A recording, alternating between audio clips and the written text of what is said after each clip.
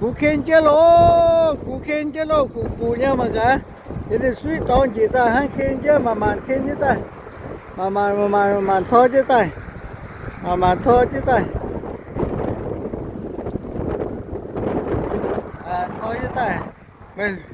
mày phám pu mà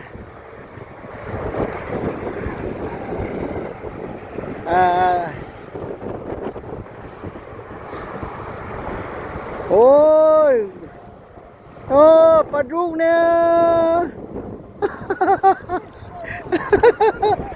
ôi bắt rút nè này cái đấy gì cái đấy good job biểu phú hồ mà cá thô tiền đấy biểu phú thô tiền nhé ô mà cá đi